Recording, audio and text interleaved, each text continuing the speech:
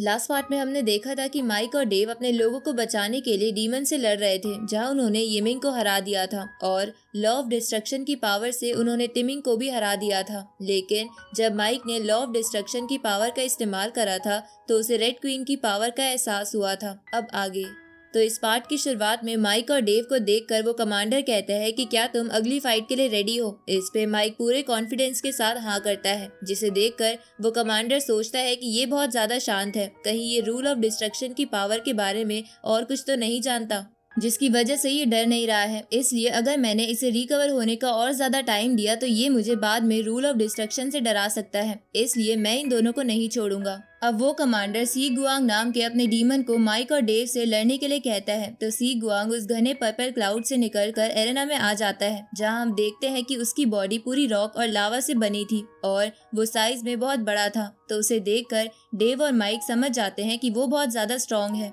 अब माइक उस पे फायरबॉल से अटैक करता है, पर लावा की बॉडी होने की वजह से उसे कुछ नहीं होता। इसके बाद सी गुआंग उन पे अपने हथौड़े से वार करने की कोशिश करता है, पर वो दोनों टेलीपोर्टेशन की पावर से बच जाते हैं। लेकिन सी गुआंग की पावर से एरेना में एक बहुत बड़ा क्रैक आ जाता है, जिसे देखकर माइक के फादर ग्रैंड एल्डर से बोलते हैं कि इसकी पावर तो बहुत ज्यादा है, पता नहीं माइक और डेव इसका सामना कैसे करेंगे। इस पे ग्रैंड एल्डर कहते हैं कि माइक और डेव ने पैरेलल वर्ल्ड में बहुत कुछ सीखा है जिनके बारे में हमें नहीं पता, इसलिए मुझे नहीं लगता कि इसकी पावर से उन्हें कुछ असर होगा। अब माइक और डेव पैरेलल वर्ल्ड में आ जाते हैं, जहां माइक डेव से कहता है कि वो बहुत ज्यादा डरावना और खतरनाक है।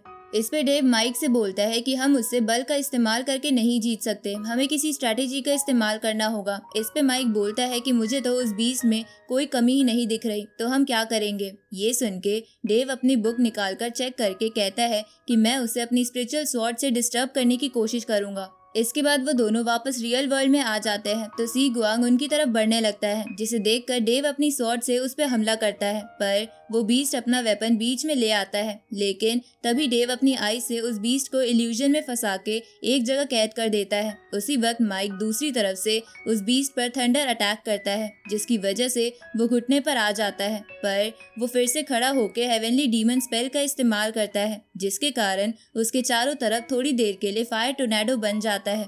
जिसके बाद उस बीस्ट के 3 सर और 6 हाथ हो जाते हैं, जिसे देखकर माइक कहता है कि अब तो ये अटैक और डिफेंस एक साथ कर सकता है, इसलिए अब हमारी डिस्टर्ब करने वाली स्ट्रैटेजी काम नहीं आएगी। इस पे डेव उसे कहता है कि तो चलो अलग अलग डायरेक्शन से इस पे अटैक करते हैं। लेकिन उनके अलग अलग होने के बाद भी वो बीस्ट उन्हें आराम से टैकल कर पा रहा था, इसलिए डेव डिवाइन स्टैचू में बदल जाता है और माइक उसे अपने विंग्स देकर उस बीस्ट पर अपने विंड पावर से अटैक करता है।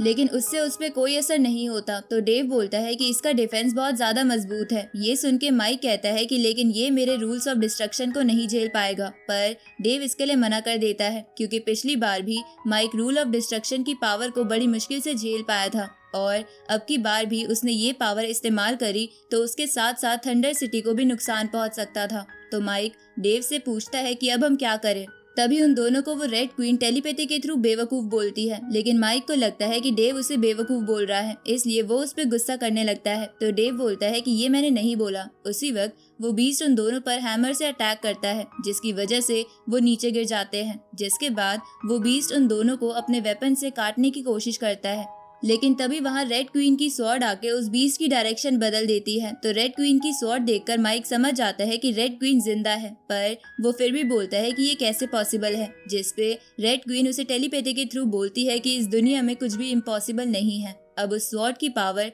उन दोनों के अंदर चली जाती है, जिसके बाद वो दोनों पियरलेस बीट की पावर इस्तेमाल करके एक हो जाते हैं और उनकी बॉडी गोल्ड जैसी चमकने लगती है। तभी उनपे वो बीस्ट अपने वेपन से अटैक करता है, लेकिन वो सिर्फ अपनी उंगली से उस वेपन को डिस्ट्रॉय कर देते हैं। इधर ये देखकर वो डीमंस हैरान हो गए थे। तभी वो बीस्ट उनपे फिर से अपने दूसरे वेपन से अटैक करता है, लेकिन वो दोनों उस बीस्ट को अपनी नई बॉडी से लगातार पीटने लगते हैं, जिसकी वजह से उसकी बॉडी डैमेज होने लगती है और वो पीछे हो जाता है। लेकिन वो फिर भी कहता है कि तुम मुझे इससे भी नहीं हरा सकते। अब ये बोल के वो बीस्ट अपनी ग्रेविटी कंट्रोल की पावर को एक्टिवेट करता है और उन पे बहुत सारे नुकीले पत्थर फेंकता है, पर वो दोनों स्वॉर्ड से उन पत्थरों को डिस्ट्रॉय कर देते हैं और उसकी तरफ बढ़ने लगते हैं, जिसे देखकर वो बीस्ट वॉल्स बना के उन्हें रोकने की कोशिश करता है।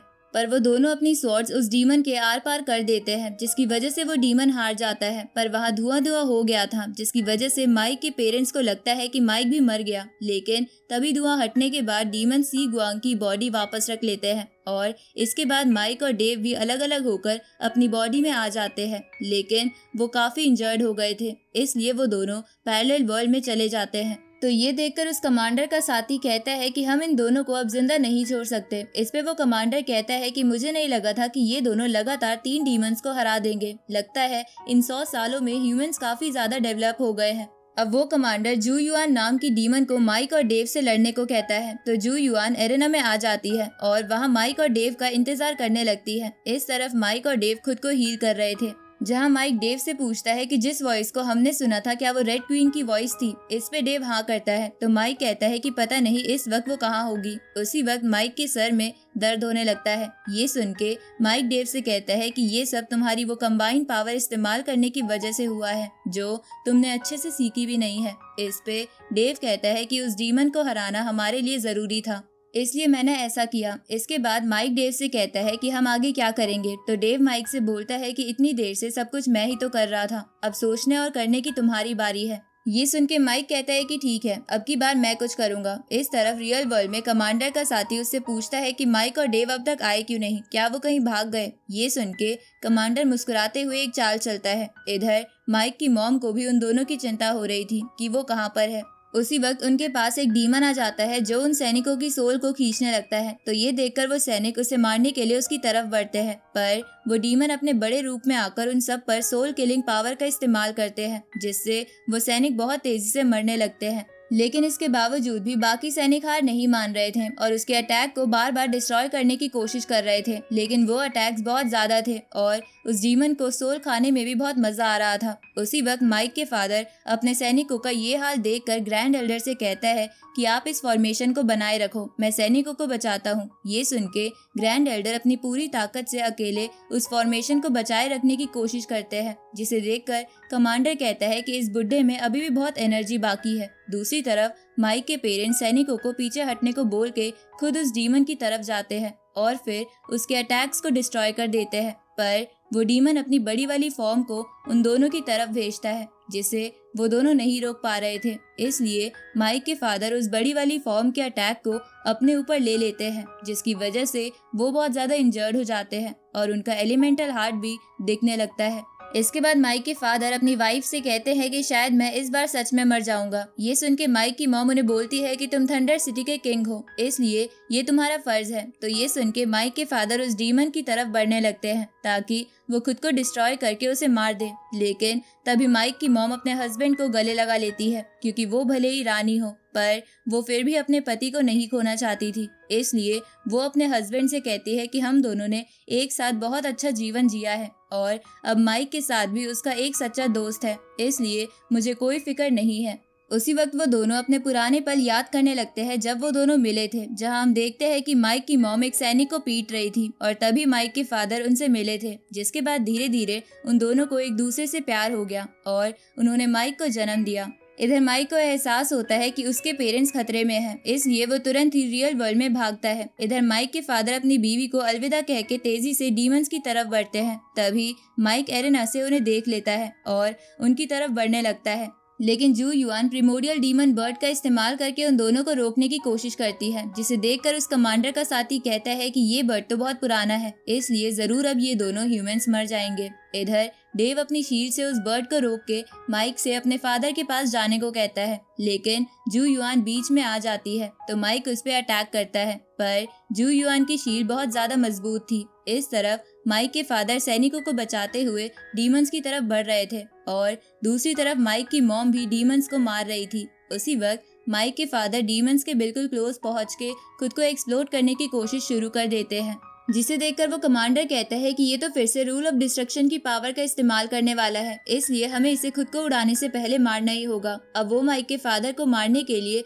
उनकी तरफ एक स्पिरिचुअल हैंड भेजता है। इस तरफ ग्रैंड एल्डर को भी फॉर्मेशन रोकने में बहुत प्रॉब्लम हो रही थी। इधर माइक जू युआन के बैरियर से बच के अपने फादर के पास नहीं जा पा रहा था और उसके फादर बस एक्सप्लोड होने ही वाले थे, जिसकी वजह से माइक को बहुत गुस्सा आ रहा था।